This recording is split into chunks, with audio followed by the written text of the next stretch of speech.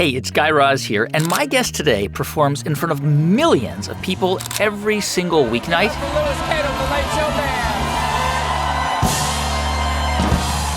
Louis Cato is the band leader on The Late Show with Stephen Colbert, and today he'll talk about how he approaches his work. And the music doesn't lie. You're gonna have to find a level of honesty and actually showing up, being present as your true self in order to sustain. We'll hear about the journey that led him to this place.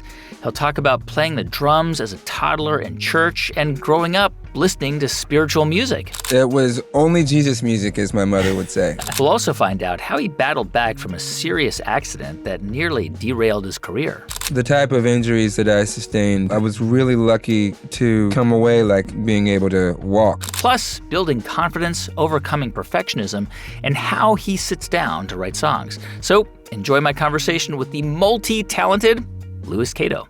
So nice to see you again. You were on a show with me. I don't know if you remember my live show. Yeah, okay. We talked to music. We talked to 5 songs. It was so fun. Talked about your upbringing and that we're going to talk more in depth about a lot of those things now for this show. And just so you know, we had Stephen was a guest on this show, I think about a year and a half ago. So we had him on for 2 hours. It was a great episode. You can watch it. He's wonderful. I mean, you don't have to watch it. You see him every day.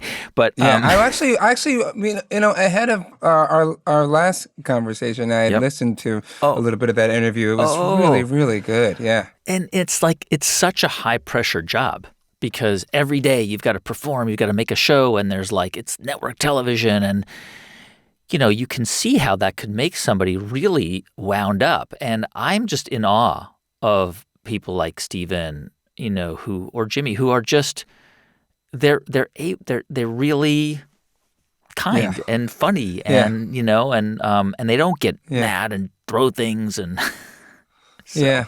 Yeah, exactly. I couldn't do it. Louis, I could not do that. I mean, I could not do a daily, I do a twice weekly podcast, and that's enough stress for me, It's not for the faint of will. No. That's for sure. Yeah. I think when you do anything, I was actually talking with my therapist about this the other day because he was sort of intrigued about the emotional cost of being a professional creator. And I was sort of explaining to him, when it's your job, essentially, in order to do your job at the highest level, it requires a level of vulnerability and presence. Yeah. Like every day, day in, day out. And it's a particular type of energetic cost, I want to talk about your life, but before we do that, I want to double click on this idea of presence for a moment, because I think it's a really important idea that you just brought to the surface. Tell me more about having to be present and having to bring that to what you do as a creative every day. In my view, and as I have continued to learn, there's only, facility practice, the 10,000 hours, experience even only will take you but to a certain point. And the people that I've observed and been around and made music with that do it at the highest level find a gear that is, functionally, it's just, I think it's sustainable, right? Like you can only put on a face, but for so long. Yeah. And the music doesn't lie. So eventually you're gonna hit, if you're doing, 40 weeks a year, 4 to 5 shows a week, you can only wear the mask for so long. You're gonna have to find a level of honesty and actually showing up, being present as your true self in order to sustain. But there's the greats that I've witnessed find a way to have their heart and a piece of their personality that is honest to them. Yeah. as on the stage and bring it to the music, to the stage, to their persona, uh, and it allows. I mean, there's I think the connection with the audience is a big part of that, or is a big symptom of that. Or without that level of presence, you can't you can't go anywhere together. I think it's probably like any relationship. Uh, it never works to like yell at someone and say, "Hey, be present." You know what I mean?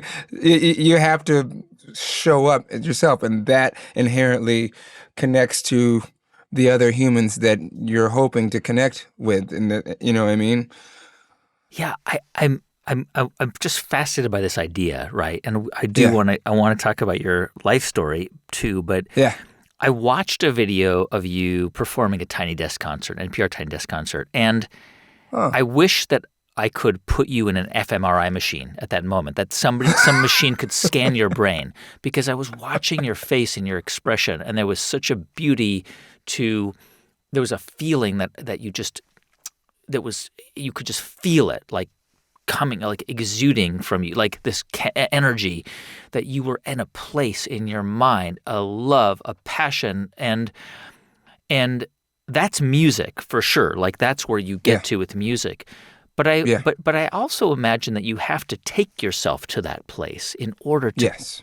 in order to produce that music. Like you have to, it's like you're in a flow state, and you could see it. Anybody watching this conversation should go check that out and watch Louis Cato in a flow state. How do you get to that place? I kind of think of it like kind of like this cup, right? This coffee cup. We're both sipping on is that coffee? Cheers. Yes. Cheers. I kind of think of it as like myself is I grew up in the church, you know, and a metaphor they use in the church, I think it's biblical actually, is one of being a vessel. Hmm. And so in my worldview, and especially particularly musically, I imagine myself kind of as this vessel. And before I start putting anything in it to serve to anybody, I need to be aware of like the state of the vessel. You know what I mean? So, and if there's some cracks in it, like it's okay, but I want to be aware of that before I engage. You know what I mean? Serving anything up to anybody else through this vessel. Uh, and yeah, and in a moment like that, it's sort of like, you know, a few minutes before I got to take a moment to breathe. Sometimes I don't get that moment, and then I just take it on stage because it's that important to me. Like I never want to be somewhere and not be there. I don't want to. I hate the idea of like missing a moment or an opportunity for connection. Um, which I think they kept that in there, like some of our breathing moments to get together with the audience. But for me, that's just sort of a moment to take inventory and like feel the breath energy in the body. And I listen to a lot of Eckhart Tolle audiobooks, Hmm. and he talks a good amount about how connecting to the here and now and the spirit and consciousness by way of the body. And I kind of take that somewhat literally, I guess, where I taking that moment to observe the breath and just plug into my body, into my vessel, and observe the cracks in that moment, like what I feel good about, what feels not so good, if I'm underslept. And that time I was emotional. I just I was going from there to do two more shows and right into my brother's memorial, who had just passed a couple months earlier. So, you know, and I feel all of that and observe all of that Wow. and allow it and plug into it. God. You didn't know. I And mean, you wouldn't know any of that. I mean, there's an energy and an intensity, and you could feel that even without knowing those things you just said. It was, wow, I'm yeah. so glad. I'm so Hmm. glad to hear that. Wow. And Yeah. you were, and all those things were happening, and your brother, wow. Hmm. Yeah, Amazing. I really I believe that More so than positive and negative. I really find myself more and more believing in potency. Right? There's a potency of energy exchange and flow and just resonance that is made up of the joyful moments, the heavier moments, the light, the darkness, however you want to think about it. But just the more you're able to, the more I'll just talk about me, the more I'm able to let go of my resistance to all of those things in a given moment, the more it turns out Mm. that I'm able to experience that potency, and the people around me seem to as well, and I live for that. Tell me about, you briefly mentioned this earlier, but about the church. I know your mom was a church organist. You grew up in a church-going family. Your first musical exposure was playing drums in church. Church was your life growing up. That was the center of your world, right? Absolutely, absolutely. Um, I mean, you said it all. 100%. Everything you said times 100 is my reality and my background, Every my Sunday you worldview. were at church. Every Sunday and Wednesday and sometimes Monday and sometimes Tuesday, and then sometimes Friday if there was an evangelist in town. Uh, I was in church a lot. um, for a long time, it was I was when I was 8, I started going to another church on Sunday nights. Uh, uh, that was completely different from the church I grew up in, the Black Holiness Church, Saints Delight Church in Albemarle, This is North in North Carolina. Carolina. Yep. Yes. And I started going to this other church on Sunday nights because the pastor, it was like total culture shift. My friend from school had invited me like on a Halloween night or something, but like instead of like being a black church with like, my mom being the only musician, or sometimes just me or me and my mom, uh, and a church full of, you know, mostly older uh, black folks singing old spirituals. Uh, it was like a white pastor with an acoustic guitar, and uh, and that was actually what got me into playing guitar. Huh. When and he would let me come and play with him on Sunday nights. So I was doing both. I was in church twice on Sundays. Church was a huge, huge part of my. It remains a huge part of my worldview when I trace it back. Yeah. I mean, tell me about how you felt about. I mean, did you feel like it was a place of I don't know. Did you? Sometimes you meet people who say, "Oh, I was forced to go to church. It was oppressive, and I left it as an adult." I've interviewed lots of people who say that, and then sometimes Mm-hmm. people say no, or they return to it later, and sometimes people Mm-hmm. say it really gave me a foundation, and I learned to I learned how to be spiritual. I learned how to love. I learned about community. Was it more that for you, or was It it? was absolutely more of that for me. I mean, I think probably for me, I definitely toggled through the range of like just because it was never an option for me. And at a certain age, I started to like there was a lot of people that had what we call testimonies, where it was like, yeah, I grew up in this and was in this gang, and like my life was off the rails, and then I found Jesus, and now I have a stark difference between like where I was and where I am, and life couldn't be any sweeter. And I was so at a certain age, I started to feel like I don't really have that. There was no time before, uh, you know. My mom was like listening to the scriptures like while I was in the womb. Yeah. I came right in the, that's how deep her connection goes. Uh, So I definitely toggled the spectrum between the three sort of general positions you just mentioned. But I ended up very much in the latter. It was a foundation for me.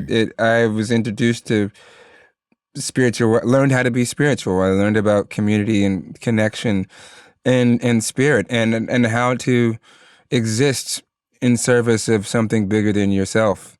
Um, and as my belief system, the nuance has been introduced as I've gone on my own and traveled the world. But that element still remains. What kind of music did you listen to as a kid? Was it mostly spiritual music, Christian music? Yes, it was only Jesus music, as my mother would say. Those are her words. But did you listen to top 40 radio or anything at home? No. No. No, we listen to Top 40 Christian radio, So- 91.9 FM out of Charlotte, North Carolina. So was it forbidden for you to listen to pop music? I mean, because you grew up. Yes. I mean, you grew up in the you were born in '85. You grew up in the Yep. in the '90s, and there's a lot of great pop music. Yeah. No, it was not allowed. Not allowed. It was not allowed. Yeah. The pop music that I heard from my generation was in the grocery stores, in Walmart, in friends' cars. What songs do you remember hearing at the grocery store or Walmart? I was recounting this sort of recently. Someone was asking me about the "Miss You" cover I did on the Rolling Stones cover I did on this last album. On your new record, you covered "Miss You" by the Stones. Yep. Right, and I think that was one that I heard in Walmart. Just the melody just like sort of stuck with me all this. Yeah. And they, those stores, things are in heavy rotation. So if I heard it once, I heard it enough for it to swim around and stick in there. Yeah. And it wasn't until years later that when I, as an adult, would be exposed to the Stones and just like playing in wedding bands in Boston, that they were just like, oh, this is familiar. Oh, yeah, that had some ground to land on. But also there was, I had a couple of friends that burned me CDs that, Mom, if you're listening and you haven't heard this story, sorry. John Austin, one of my childhood best friends, burned me a Best of Lynyrd Skynyrd CD. Wow. And so that ended up being some of the first non-Christian music I heard in my life, and it stuck very deeply in me. Give Me Back My Bullets, Ballad of Curtis Lowe, the hits. Freebird, Sweet Home Double Alabama. Trouble, Sweet Home Alabama. Yeah. So that was one. There's a few CDs like that people burned. It was Best of Lynyrd Skynyrd, Eric Clapton's acoustic record. Yep. That was huge. Jimi Hendrix Live at Winterland. Wow. Victor Bailey's, who's an incredible bass player, ended up being one of my hugest influences. He passed away, complications to MS some years ago, but I would get to meet him later and tell him how much he influenced me. Victor Bailey's Low Blow, and Jaco Pastorius's first album, self-titled, those albums really that was. It was like my whole, everything else was contemporary Christian top 40. My brain is an encyclopedia of PFR, Rich Mullins, Amy Grant, gosh knows, For Him, Point of Grace, bands you've probably never heard of, Audio Adrenaline, The Newsboys, DC Talk, yeah. But and then these 5 little records that you somehow got a hold of and would, I guess, listen to kind of surreptitiously. So when you got to college, because you were obviously your talent was recognized as a teenager. You ended up going to Berklee College of Music, which is one of the best, music schools in the country. Yeah.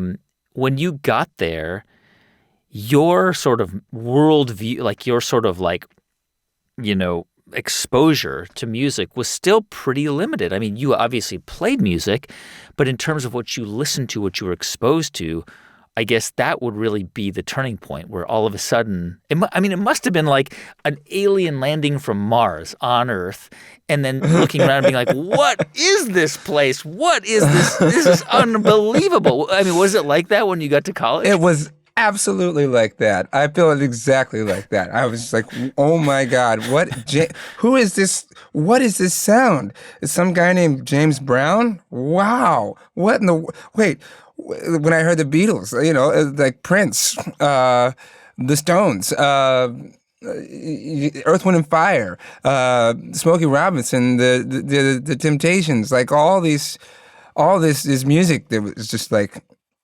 completely blown open. That was my experience. I spent a lot of nights not sleeping.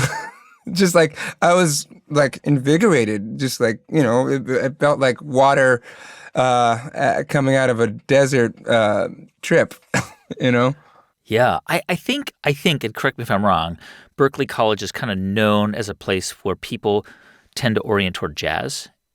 Mm-hmm. And historically, yes. Was it anything like Whiplash in that movie? Like, was like, not my tempo, not my tempo. Or is that just an exaggeration? I'd say that varies by the person. There was a bit of that.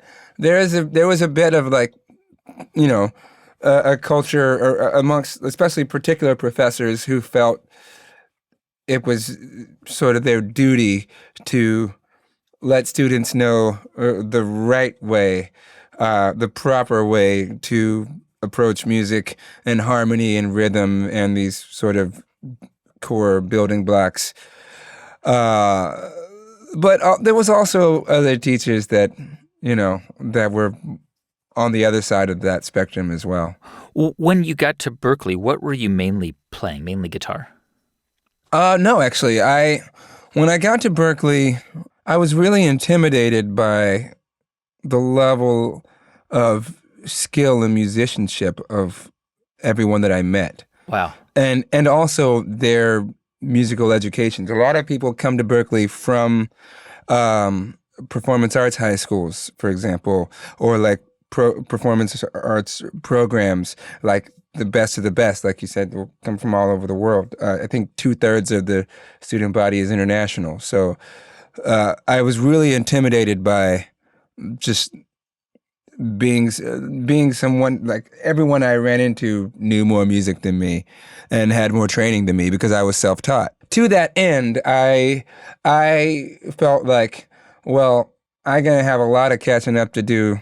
Yeah. And my work's cut out for me, whatever instrument I move forward on.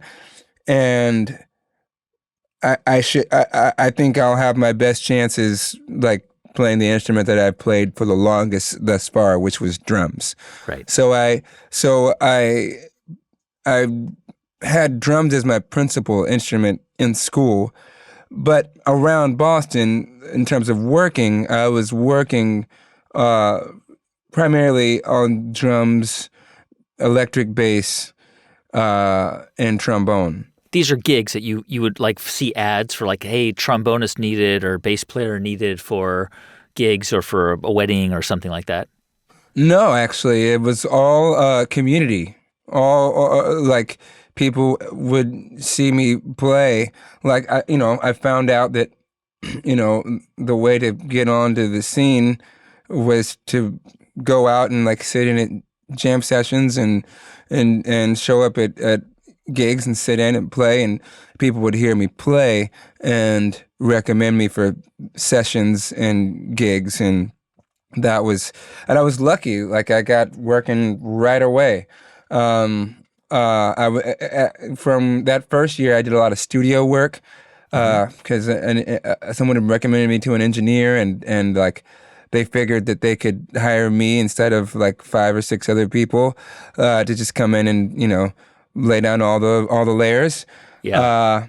And They didn't pay me very well because I was 18, and but I was learning, and I was lucky to work my way up to, like, by the time I was 19, I got I remember because that was when my oldest daughter was born, and I was trying to figuring out how am I going to, like, support a family, Yeah. and a week after she was born, I got the email inviting me to come audition for a wedding band, which paid 4 times as much as the club gigs that I was doing at the time. It was like $100 for a club gig, and I was doing crazy club gigs all over New England, like drive an hour and a half to each way to and from Newport for $100, and loading drums in, loading drums out, getting home at like 4 in the morning, or back to my practice space where I was teaching during the days, unload my drums out at 4 in the morning, and then practicing another 2 hours.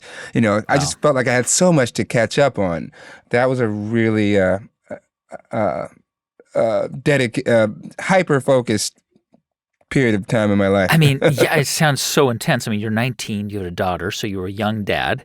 You are a student, but you're doing all these gigs and for like $100 a pop, so not much money, and then Yeah, also practicing for hours a day. And so I yeah, think after 2 semesters, you dropped out because you were making yeah, more money yes, as a yes, musician, right? And you had to now exactly. you have to support a kid. Yes, exactly. That's exactly right. So tell me a little bit about the learning curve because when you were 18 and you arrived to Boston, most of what you knew in music was spiritual music. Now, it didn't mean that you weren't obviously you were incredibly adaptable and you had this ability to join a jam session and they were like, okay, and we're going to play this and you could kind of do it. But you also mentioned that you felt like intimidated by some of the other students and maybe a little bit insecure because you weren't as quote unquote sophisticated as they were with their backgrounds, musical backgrounds. How did Yeah. you how did you overcome that? How did you start to feel like was it a long time before you felt like you could breathe out and say, I got this? Like how It long did was it take you? it was a long time. The confidence didn't really start to come along to where I felt like I belonged, even in that class of musicians at Berklee I came up with, until maybe like a couple years into, like, touring with people like Marcus Miller and Bobby McFerrin and George Duke and these people that were taking a chance on me, and saying, I see something in you, and it's not developed yet, but, like, I believe in you, and that really that was really huge for me. So I'd say, like, from 2003 to 2011, maybe 2010, Mm. 2011 was when I just began to felt like I belonged, like, in the, you know. I know that, and we'll talk about Marcus Miller in a moment because he's sort of a very important jazz musician that you met, and then you would join his band and tour with him for a few years. Hmm. Hmm. Um, but were you at that time mainly an instrumentalist, or were you getting a chance to sing as well? At that time, I was only an instrumentalist. I had actually stopped singing altogether when I Hmm. graduated high school. Uh, it's a hilarious story. I'll give you the short version. But basically, my chorus teacher, Miss Asa Hudson, incredible human being. I'm so grateful to her. Uh, she, in high school, she had uh, myself and my classmate, Lainey Hinkle. I think she's married now with a different last name. But at the time, she had us sing the prayer uh, at our high school graduation. Hmm. And there's in the bridge of that song, there's a particularly high note. It is a B flat for anyone who cares. And I did not have that note in my full voice, and I practiced after school and trained with her, trying to stretch, and, like, she had all kinds of tricks to help me and all of us, like, you know, sing better than we really probably could. Um, and at the performance at my graduation, we got to that note after all the practicing, and I sang it loud and proud and went, ah! And it just cracked right at the climax, and I stopped singing that day. I was like, this is not for me. This is, I guess yeah. Wait, how long would it be until you went back to singing? How many years? It would be 6 years. It wasn't because in 2009 I started touring with Bilal, who's transformative, one of the greatest R&B and just all around vocalists, in my opinion. But Bilal, I was playing bass in his band. I joined his band playing bass, and he was the first one that was like, "You can sing.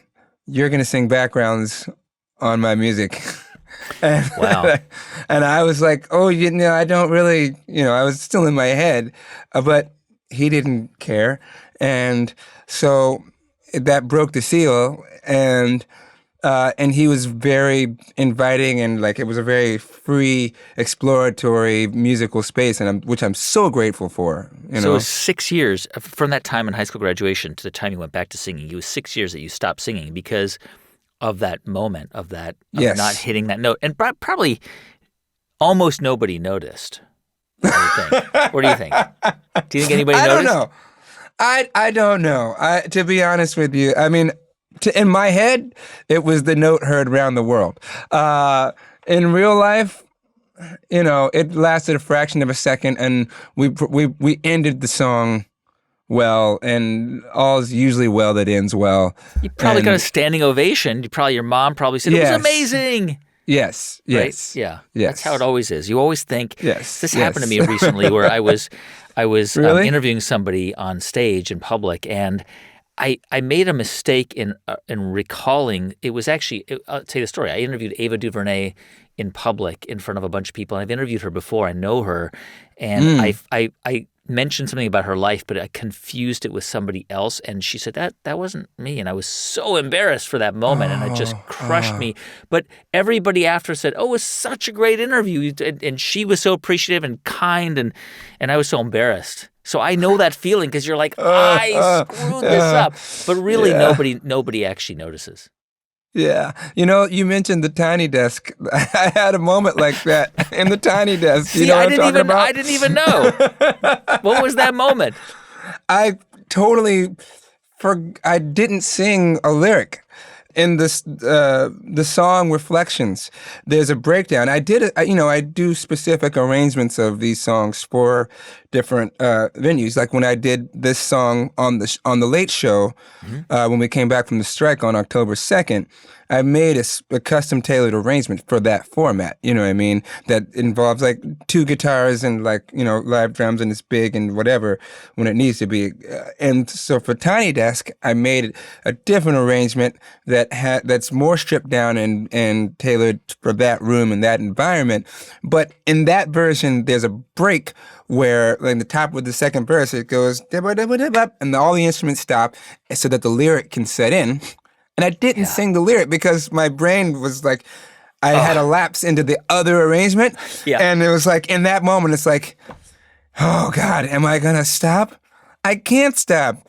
I guess I had to pick up the next line and like, to hold on to her love. And it was just like, so I I was like, man, that moment is like, that's the hair on your chest. Like, but it does speak to this idea of like the disconnect between perception and self-perception, right? Because I saw that, and my response to that was, wow, there was something so intense and powerful in his mind.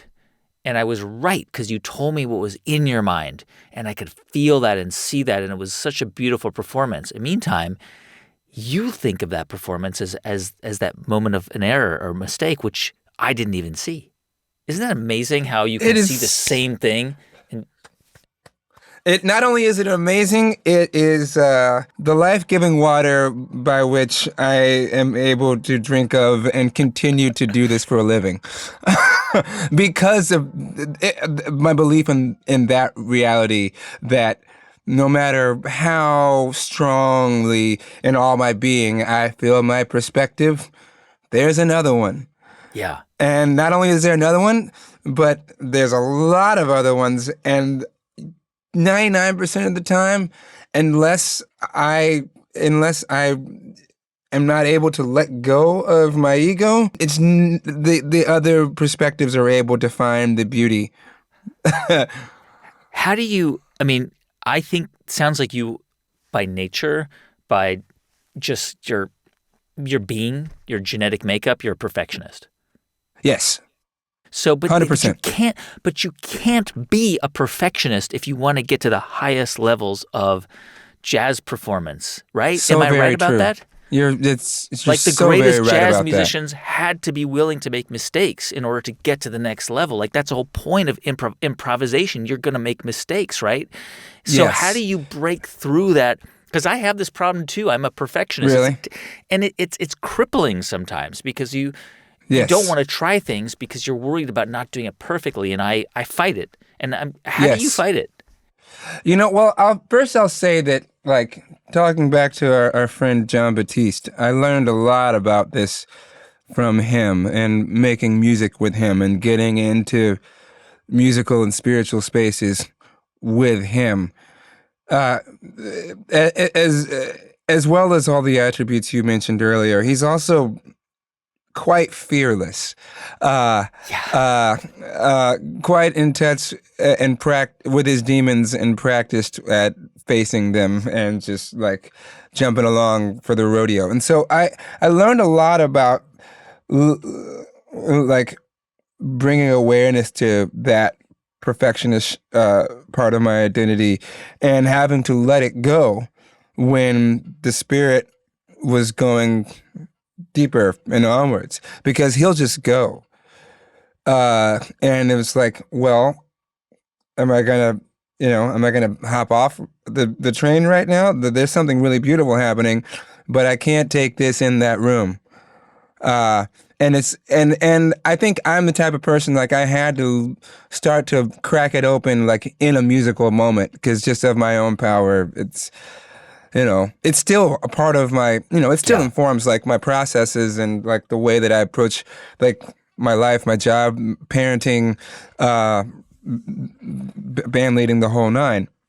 But that was the beginning of cracking it open, I think, to me. Oh, and also Bobby McFerrin, because Bobby gave me permission, as he does with anyone in the room.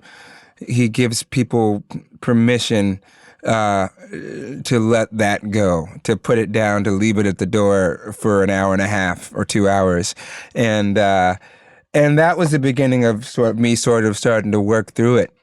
And nowadays, I'm so grateful to both of those huge individuals in my life for inviting me to put the perfectionism down a little bit. And nowadays, I feel like I'm pretty aware of it, and it's still a negotiation. I don't think it's ever gonna, like you said, it's a part of my nature, so it's never not going to be a thing for me. But I know what it feels like now to put it down, and I have some pretty good clues of like when it's a moment where I need to put it down. Sometimes it's literally like one of my daughters just telling me, "Dad, this doesn't have to be perfect. You're doing the thing," and like, and that'll be all I need to be like, you know what? You're right. Sorry. You know what I mean?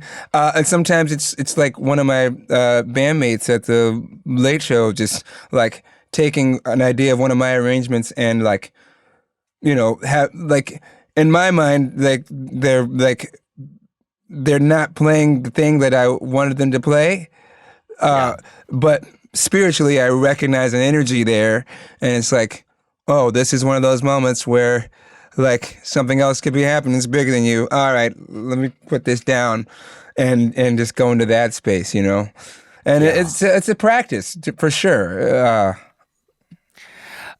Lewis, I mean, the story of your life and where you've gotten to, because you're not even 40 yet, is so far is amazing. Because we'll probably talk again in 10 years and 20 years and 30 years, and it'll be, and the trajectory of your life will be even more amazing. But I know that you were gigging, and then you joined Marcus Miller, and while on tour with Marcus Miller, because you went on a European tour, there was a serious accident. You were on the tour bus. I think it Yes. happened in Switzerland. Yes. I think the bus driver was killed in the accident. Yes. You got really badly injured. Mm-hmm. Can you tell me what happened? Well, we were playing a great show in Monte Carlo, and we were driving. We did an overnight drive to We're heading to Amsterdam. And I mean, there's so many elements of this story that are pertinent. I'll try to keep it to the main points for now. But basically, around about 8 a.m., it was one of those nights where like you play a great show, and then you might wrap at like 10:30, 11, and it's like the bus is leaving at 1. So like everyone, you catch up with people and friends in town, like have a couple of drinks or whatever, and then take a shower, like get packed up, hop on the bus. And some of us hung for a while, like going into the night on the bus, you know what I mean, as it's culture, because we're going to have the whole day to sleep on the bus anyways. And I had sort of actually stayed up a little bit later than everybody else, because sometimes I would either record. I had like a mobile recording rig, or like I would just practice on Marcus's bass, you know.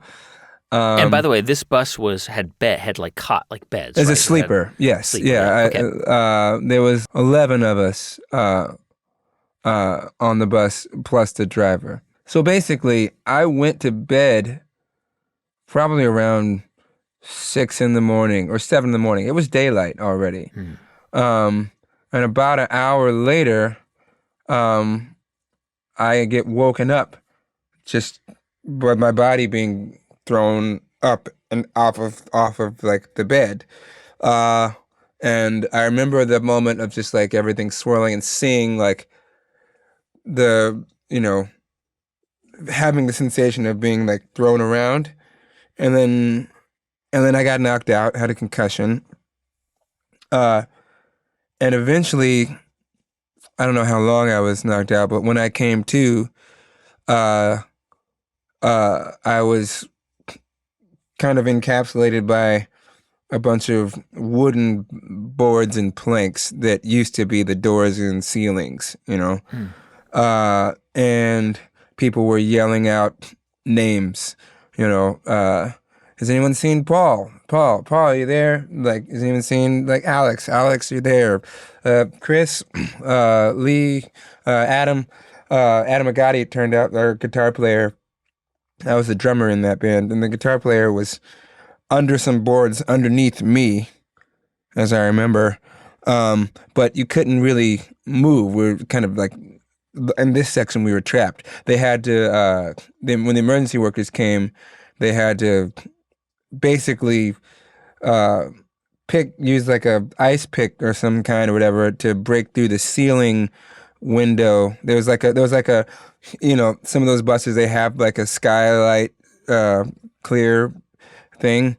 Yeah. But they started just like hammering away at the ceiling, which at this point I'm laying like this and it's like behind me.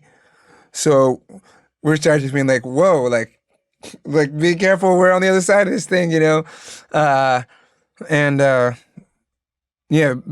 essentially, eventually, they were able to breach it and then start pulling us out one by one. And then when they got me out, they realized pretty quickly that I had a back injury. Put me in a brace, threw me on a helicopter, and airlifted me over the Alps to Zurich, hospital in Zurich. And yeah, that was You had fractures, right, in your back and your neck. T2 and T3. Wow. And then in addition to that was the most serious, was the spinal compression fractures, as well as spraining my neck. That's one that still lives with me to this day. I mean, those two. How long were you out of commission? 10 weeks. Wow. In some ways I was really lucky. The type of injuries that I sustained, there were three of us that got really lucky. Myself, with my back and neck, the tour manager with her spleen having the outer wall had been ruptured. She was really touch and go for a few weeks, and then my drum tech, Paul, had broken some ribs really badly, and but it was, for myself, it was, I was really lucky to come away still being able to walk. Well, I remember when I started physical therapy, there was a guy going to the same PT clinic, same age as me, had sustained the identical compression fractures in the same two vertebrae, the thoracic spine, and was paralyzed from the neck down. Wow. And I have no idea to the rhyme or reason, but for myself, I was just grateful to be able to, pick up my 1-year-old at the time, again, eventually, and to be able to walk around and play and move and, but it was 10 weeks. Basically, I had to sit absolutely still, for 10 weeks, which, I did to varying degrees of success. I think about 8 weeks in, or maybe it was 6 weeks in, John Schofield had a gig in Boston where I was recovering, and it may have been a little foolish of me, but I felt like, I've been playing drums my whole life. I know how to work around this. So I did one gig with actually my buddy Jack DeBow, who is still my close dear friend today, co-produced that last record with me. He actually came and moved and set up my drums for me and teched and adjusted, because I couldn't even coming off I couldn't do this to tighten a cymbal screw. I needed help doing everything. But playing, I could I knew enough how to weasel my way around and do the Wow. play the drums. But so it's interesting to hear you talk about this traumatic event as a moment of luck, but I completely understand what you mean, right? I mean, wow, yeah. I mean, it was also, circling back to your singing question, this was a turning point moment where, and I don't know if you've ever been through anything like this, but but that's one of those moments where everything stops, right? Yeah. And the brain and the adrenaline, the body has a way of meeting the moment. And it's almost like the adrenaline takes inventory of what's happening, even if it's as quick as an accident, boom, impact, and says, okay, I need to be this much faster than this for his perception to slow down, And it was one of those moments where everything just slowed down and stopped, and we still had 2 weeks left on the tour, and it was yeah, no, you don't anymore. Now this is this. And I really had to think about and face what I was in the middle of in a way that I'd never had before, and like what I was doing and why. And that was incidentally the moment, during that recovery time where I decided like I wanted to focus more on songwriting, and that I did have some things to express, and there was something there that I wanted to be doing with my time more than only working as an instrumentalist. Where did you start to draw from inside of you to create the songs that you wanted to put out into the world? The ideas, the sounds, the words? The ideas and the words. I mean, the sounds. Those are three different things. The sounds. I think I was very influenced by like a lot of this music that I had like delved so deeply into at the time, between producers like Jay Dilla to like Steve Jordan and Brian Blade. Like I find myself landing a lot in sort of the sounds that I was hearing between sort of those three producers, and maybe Arif Mardin as well, in terms of just arrangement and like how everything plays together in a soundscape. But content-wise, lyrically and story-wise, I was initially probably inspired by that 2008 John Mayer album Continuum. I thought that was like when I first heard that, it was such a coming together of so many things that felt resonant for me, like with like a deeper level of like conveying experiences and stories and human emotion that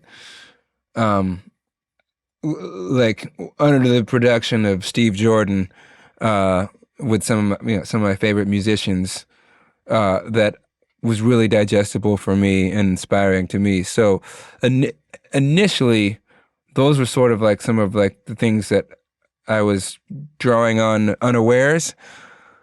I can see more in hindsight now.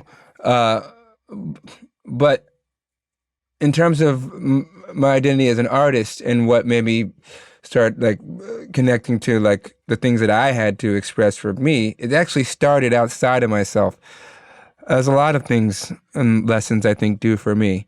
Yeah. Where I was going out to LA to co-write with a buddy of mine, Adam Tressler, with whom I co-wrote a lot of my first album. But we were getting together to write for other people. He had a publishing deal on like some branch of what was the one that starts with an R?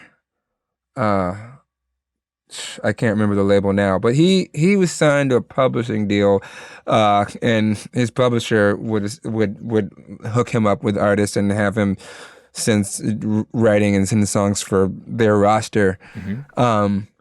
And so he invited me to come write with him, and I would go out like once a month, and we would write for other people. And one of such trips, we wrote In My Reach, which was like the first song that I put out, and as was sort of like our dynamic co-writing is really fun and fulfilling and beautiful. Like I kind of like would find like a melody and some chords and a rhythm, and then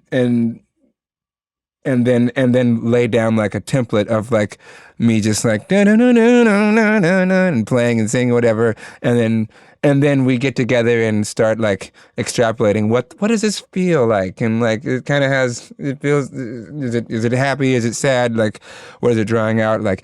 And mind you, this is still like the end of this process is going to be like where we figure out like once the song takes shape, like who it's maybe for and what artist he's going to submit it for maybe, and And when we got to that point in the process, I think we had written a verse and a chorus. And the chorus is like, the song is about sort of like dealing with the element of comparison and like, but the verses are kind of like, I look over here and this person is doing this and this person is doing that and I'm still here. But then the chorus is like, but I guess like, if I look around the corner, it's kind of like a hopeful thing. I think everything that I've hoped for is in my reach, and the meta sort of meaning of it. Can you? Go ahead. I don't want to put you on the spot. Can you just sing a line of it? Yeah, it's I look around the corner and see everything I've hoped for in my reach. Oh. In my reach. If I move a little closer, I see everything I've hoped for in my reach. In my reach. So there's a lot of like, it's so funny listening back to it now, because I hear all the me that's in it. Yeah. But at the time I was like, all right, who are we writing this for? Like, I just want to write a good song, Yeah. And it was Adam Tressler who was like, you know what, man? You know who this sounds like is you. And I was literally like, I laughed and I was just like, yeah. That's really nice of you. I love you too. Let's finish this song. But I slept on it, and then the next day I was sleeping on his couch, and I was still living in East Coast and he was in LA. But I woke up on his couch the next morning and was like, you know what? What if he's right? And wow. And that was just, and it's, in retrospect, now I hear the gospel, I hear like the church, I hear the my own like internal struggles of that time, like trying to push through and like, feeling like the natural compulsion to comparison of my peers. And I was really like talking to myself, like working out my own stuff, and like still also like over controlling like the narrative of like, from my gospel background of it, needing it to have like an upward slant of like, it's in my reach, and not necessarily sitting in the darkness of it. And it's really hilarious from this vantage point. There's a reason they say hindsight is 20/20. I guess.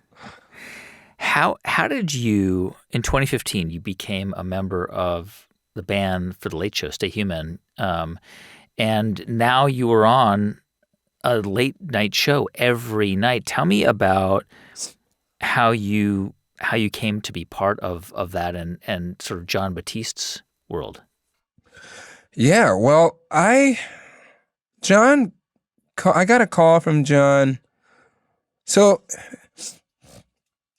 basically, in the aftermath of that tour bus accident, which was at the end of 2012, big top of 2013, I moved back to Boston to recover.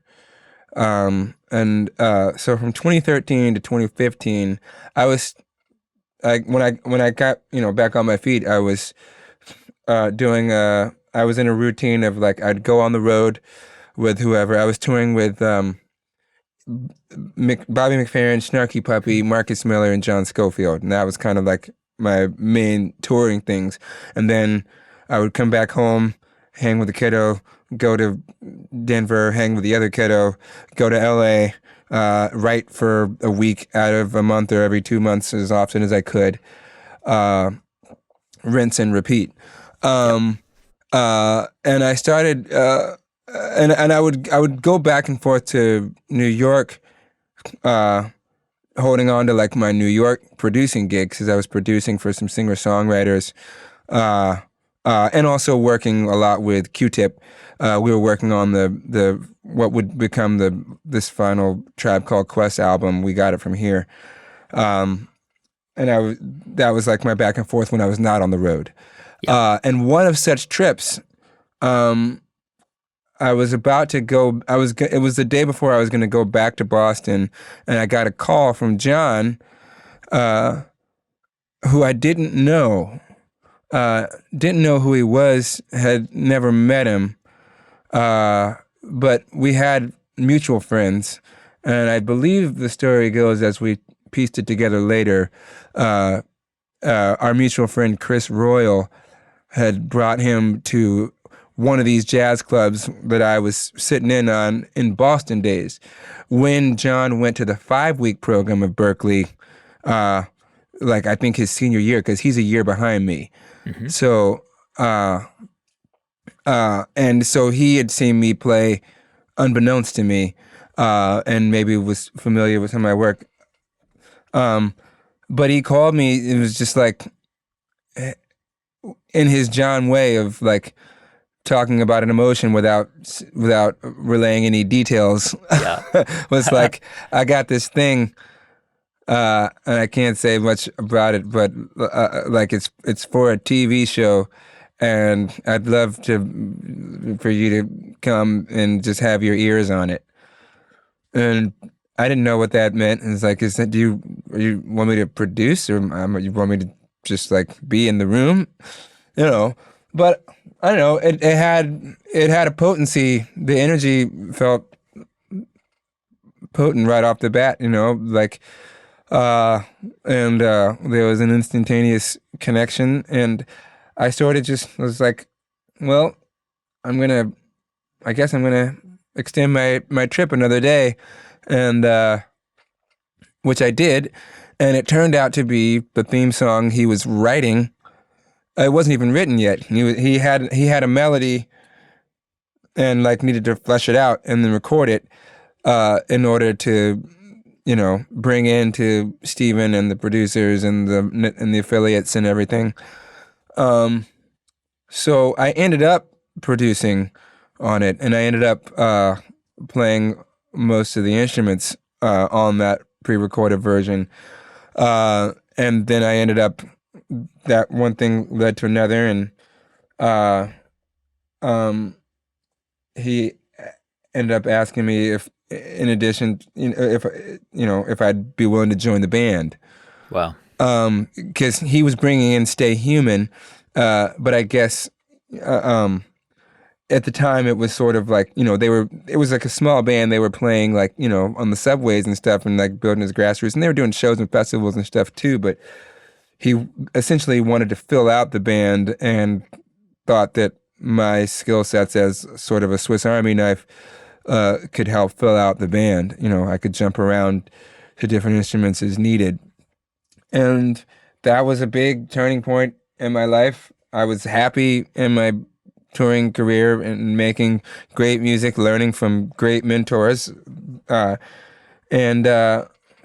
yeah, ultimately it felt like, I don't know, it felt like a hookup. It felt like there was an opportunity to be a part of something on the ground floor, and it felt like there was a bit of a blank slate to like build something. And then selfishly, it felt like, oh, here's an opportunity I've been looking forward to, like be in one place and finish writing and recording my first album. So yeah, I made a 180 and just like put in my notice to all of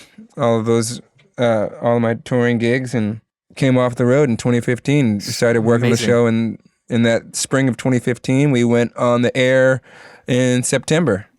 I'm curious about your, because creativity ebbs and flows and changes over time, right? Over the course of anyone's life and career, whether you think of yourself as a creative or not, everybody is, and some of it, is affected by the people around you.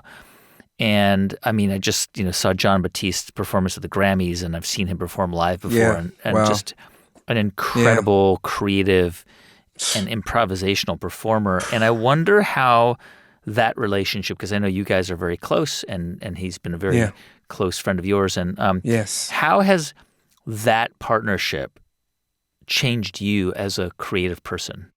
The biggest, loudest, most drastic answer to that question that first comes to my mind is actually the fearlessness. Yeah. Um, this is it's one thing to like for someone to tell you verbally that like, hey, you should try stuff. Like I had managers that would tell me like, yeah, should try this thing, try that thing. Like you can open up a little bit more. And it's another thing entirely to like to get into an intimate creative space with someone and feel and know in the feeling and knowing way that is not verbal, that you can't verbalize almost, that is you just have to experience. And to experience Jon Batiste uh, facing all the resistance and the fear and and the perfectionist and like the risk of criticism and the risk of things falling flat, the risk of failure, and can continue trudging on in a single musical moment. Um, that changed me. Um, it really. I don't know if I could have begun to even learn these lessons any other way without having been in those spaces with him, having him invite me into those spaces and be along for the ride. And he would do these love riots. He still does, but like, where like we literally would come from like the comfort of the stage and the Ed Sullivan Theater, and just like while playing, just take the music slowly marching out into the public on Broadway, like you know, and like where you can't hear so much anymore, and like the in-ears don't work, and like if I'm playing guitar, like I might not hear it, and there's notes may be wrong, and I wouldn't know, and oh my God, that would never be acceptable to me before. But when you're in it and experiencing it, and it was like that, witnessing like how even amidst my own neuroses, Yeah. something bigger than me is possible. There's no better motivation to get the heck out of the way, you know? It's the best case for surrounding yourself with people who challenge you and who can bring the best out in you. Because I'm imagining that scene you just described, and then I know that Jon Batiste grew up in Metairie, Louisiana, and that there's a tradition of playing music outdoors on the Yeah. streets in New Orleans. I mean, that's Yeah. what music is. It's not formal. It's Yeah. people just playing music. Yeah. Yeah. I didn't grow up with that. But it found some ground to connect to, Yeah. in my background, my background and my upbringing, but more so just spiritually, where I find my center of gravity spiritually. It was like, oh, this feels right, you know. Yeah. Um, you are now the band leader. Jon Batiste has left, and tell me about how you think about the music on the show, and how you sort of lead as the band leader. I think about the music on the show. Um, I sort of see the music. I think about the music on the show as sort of the fascia Mm. of the show. This is The connective tissue around the structure. yes, Yeah. correct. The connective tissue that is between the audience and Stephen, but the connective tissue that it moves and shifts like when Stephen goes to prepare for an interview, like it shifts over, like I'm try to take a little more of it, but it's also like it can't be so loud and like over the top and engaging the audience that like it's distracting over here. Yeah. uh but it does need to like maintain the connection for when he so that when he gets back, it's ideally right where he left it. uh um Tonally, like as as the show, depending on the topics that we're dealing with, if it's, if an interview, for example, goes, uh, takes a shift from a lighter tone to a more serious tone, Hmm. uh, I I really take as a part of my job being attuned and plugged into that, so that I can usher it and support it in a So way you that is as organic as possible. so you constantly have to be prepared to just shift like on a dime. Like you have to be really flexible because it's Yes. based on what's Yes. happening in real time on the stage. Like you Yes. might anticipate a conversation going a certain way and it might go a different way, and then you have to match that mood. Yes. I mean, and when you say like, when I have to and I need to do this, like, I'll preface by saying this is like my interpretation of the job, right? Right. Like, I get the feeling that like Paul Schaefer, for example, was like he was more of like an institution, like this, like the his style of band leading was like there's like this is like it's a more defined thing. But I Right. kind of came up like watching Jon Batiste for 7 years. So like the fluidity is sort of self-imposed maybe to a degree. But I know that it works for our host and our show. And so that's sort of the way that I interpret the job. Yes, it has to be very pliable, flexible. There's a lot of audibles. Like we have a plan. I make sets for the week before, at the Mm-hmm. end of the week prior, Yep. and on a given day, at least a couple of them are gonna end up being audibles. Uh, where I feel like there's a better fit for this moment, given what just happened on stage, right?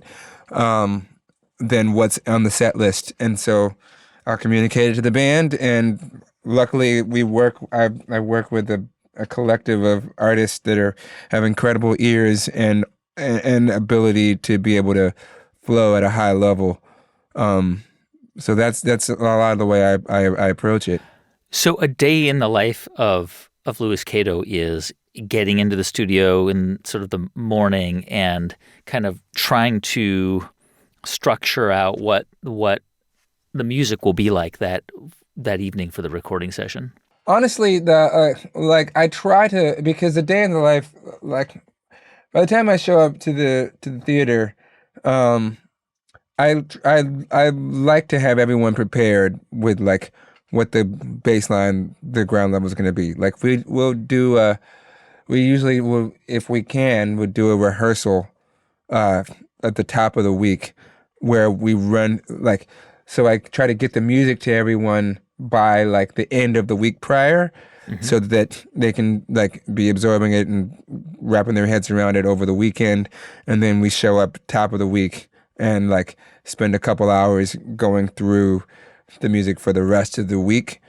Uh, and so most days, like the rest of the week, ideally I can be devoting my brain space and creative energy to all the other elements and staying plugged into at being a comedy rehearsal and like plugging into like the script and what the flow of the show for the night is going to be, and as that comes to life, me being tuned in enough to it in a way that I can support it. I know that you released an album, I think in last August of 2023. We're talking, this conversation is happening in early 2024.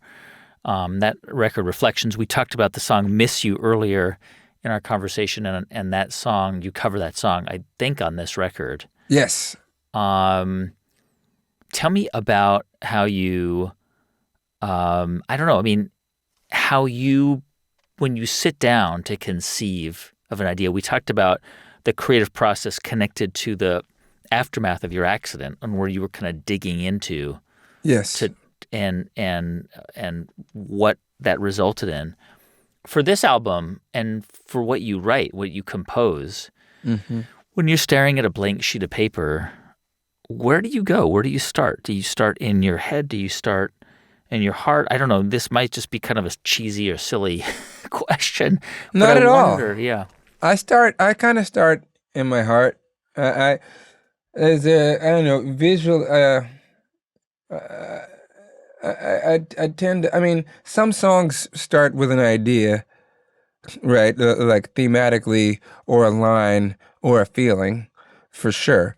But if I'm in other moments, if I'm just sitting down to exercise the muscle, uh, and it's truly like a blank page, I kind of close my eyes and try to just feel like where I'm at in my body. I used to sort of feel the metaphor as like being like what's in the air. You Hmm. know what I mean? I always think of like songs as like kind of like existing up in the air, like somewhere somewhere adjacent to the metaphor of the sort of biblical saying there's nothing new under the sun, right? It's all sort of like up here somewhere, and when I'm songwriting, I'm trying to just like push back clouds and like bring it down to earth a little bit. Um, but nowadays, it feels more like I don't know. The more I become increasingly self-aware, the more I realize that it's less about the clouds and more about my perspective, uh, and less about being outside of the body and more about tuning into the body, my body, and so yeah, that process. There's a process of like closing my eyes and just seeing where I'm at. What is the loudest thing coming through right now, and then extrapolating from there. But certainly with songs for this album, Reflections, Hmm. I definitely had a guiding principle of where based on where I was coming from, with the previous album starting now. Um, Whereas I thought I really felt like I had something to prove. I had a bit of a chip on my shoulder with that record. It was like I have to like this album has to be my calling card like to the world to prove that I'm more than just a multi-instrumentalist. But somehow I was like, I'm gonna prove that by like showing all of my multi-instrumentalism and like playing every instrument that I play. And Mm-hmm. there's a track where I play upright bass. There's a track where I'm playing like Pandero. There's a track where I'm playing piano. There's a track where I'm playing there's a lot of trombone layering on it, like things that like were purely came because I can, not because I heard it. You know what I Yeah. mean? Which is things that so for Reflections, my guiding principle was like, we've done that. Let's see what happens if we let all of that go and just take a more reductionist approach Yeah. and really try to be true to what is the least amount of instrumentation to convey each story, each song, each emotion.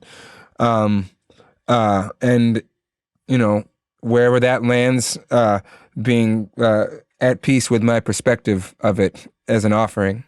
I have an answer to this question, and I'll give you my answer, but I'm curious about your answer because sometimes it's hard to self-assess and self-analyze. Sometimes, Hmm. actually, the best kind of observers of great musicians are outsiders. Yeah. And in fact, I interviewed Van Morrison many years ago, and he's a brilliant person, but oftentimes the people who can talk best about Van Morrison are other people, not Van Morrison. Wow. Yeah. And Wow. but you actually talk beautifully about yourself. But I'm curious because this is a tricky question. But when you reflect on where you've come from, right? Church, Christian spirituality, music that's steeped in that world, not knowing the world outside of it until you're like 18, and then really having a steep learning curve, and then dropping out of school, Hmm. and then embarking on this career that ended up landing you as the band leader of a major talk evening late night show where you're on Yeah. TV like you're famous, right? Um, when you reflect on that journey and how you kind of got to this place, what do you think was the quality that you have that you cultivated or that you were, I don't know, that you developed that enabled that to happen? I think I've always sort of had a curious streak in my nature. And curiosity has sort of been a bit of the through line that has allowed me to open up and come outside of myself and thereby expand and grow and thereby end up in situations that I could have never imagined. I mean, in some ways, the blank slate, I think, of growing up in the bubble of Albemarle, North Carolina, was helpful too, because I didn't have really defined, preconceived dreams per se. Like I didn't even know there was a such thing as a professional musician, much less like what kind I would be. Yeah. So, like, at the point where I did, like you said, when I was 18 and I got to Boston and it's like, oh, there's a scene. There are people that just play music. I was like, I was already winning. Everything else was just like deepening and exploration and learning and trying to play catch up and, grow, essentially, But I think those are the two things that strike me as the answer to that question, the connective, like the through line from there to here. I think curiosity and a blank slate and has really afforded a lot of me ending up in positions like this that I never would have dreamed of. To that, and that was my answer, curiosity too. But to that, I would add an openness. That was to wait, change. Was that your answer too? That was my answer. Yeah, curiosity was my answer. Wow, no way. We got the same answer. And the other word I would add to it is openness to change and growth, like Marcus Miller and all these Bobby McFerrin and Jon Batiste and all these people some of whom were your colleagues / mentors. And that relationship I think is why you are able to do what you do, because you're open to learning and growing from all these people. Yeah. Oh, 100%. 120%. Yeah. Oh. It sounds so much more inspiring coming from you. Oh, man. Louis Cato, thank you so much for joining us. It's great having you. Guy Raz, thanks so much for having me again. It's always great talking to you. Hey, thanks so much for watching my conversation with Louis Cato. You can see him every single weeknight on The Late Show with Stephen Colbert. His new record is called Reflections. We'll link to it in our show notes. You can go to thegreatcreators.com/Cato for more. And if you want to see a lot more conversations like this one, visit our webpage, thegreatcreators.com, or subscribe to our YouTube channel. This show is also an audio podcast, so if you listen to podcasts, just look up The Great Creators and click follow so you never miss a new episode of the show. I'm Guy Raz. We'll be back here next week with another conversation. Thanks for watching, and I will see you then.